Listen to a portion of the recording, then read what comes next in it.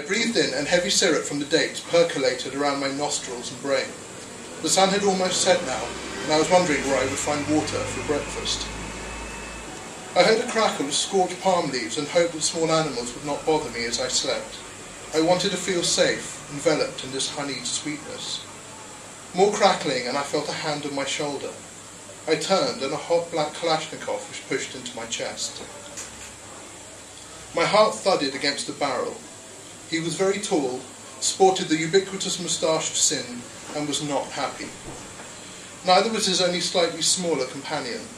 Their guttural interrogations changed from Sindhi to Punjabi, and then reluctantly to the language of their ethnic enemies, Urdu.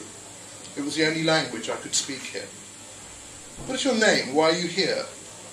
My name's Bilal. I wanted to look at these trees." I almost gesticulated towards them, but my arms stopped short by the gun barrel.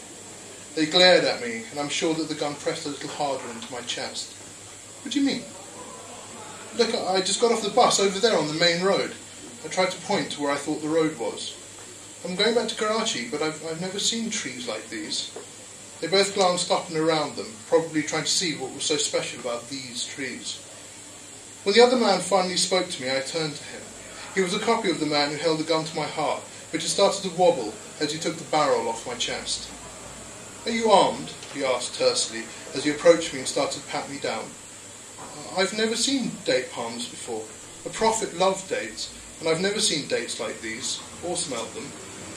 At the name of the Prophet, the gun was lowered.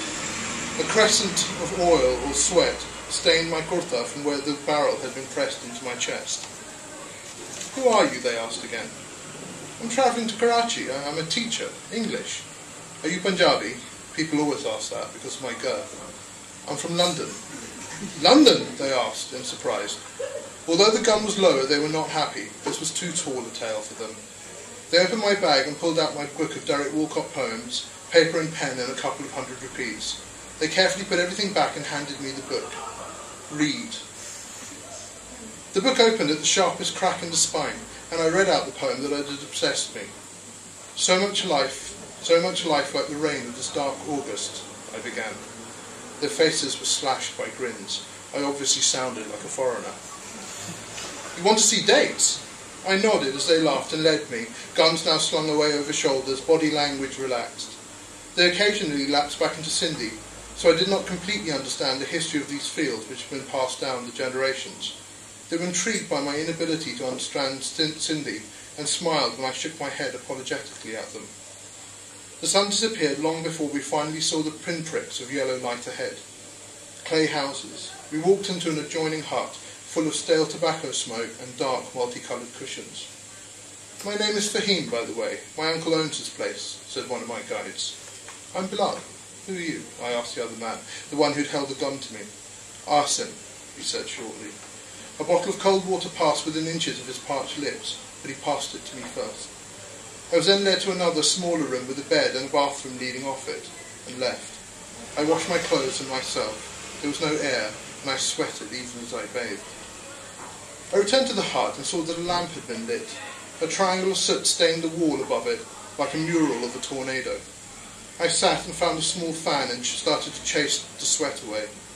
Eventually, some men came in. I pressed palms as I'd recently learned to do, and they grinned and returned the ritual Sindhi greeting. The interrogation started again. One of the men suddenly shouted. I did not understand, but the conversation continued uninterrupted. A boy came in and rattled some pans in preparation of tea. More water was poured.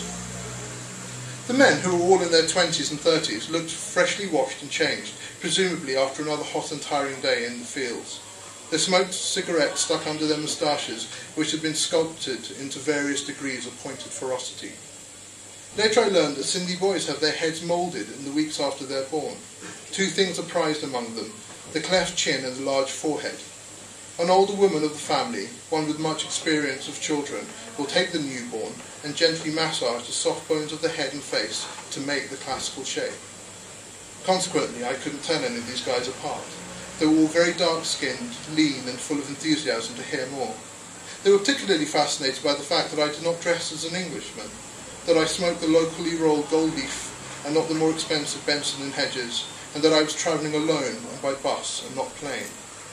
I looked from face to face for Fahim and Asim, but they all looked so similar to each other that I could not be sure if they were there. We were joined by some elders of the family. They made a lot of noise outside the room, and all the cigarettes were stubbed out and ashtrays pulled into the shadows. Of course, smoke hung heavy and grey. The elders gave them ample opportunity to hide any evidence. The guys around me would never have dared light up in front of an uncle or father. We all stood up, and there was another furious round of introductions.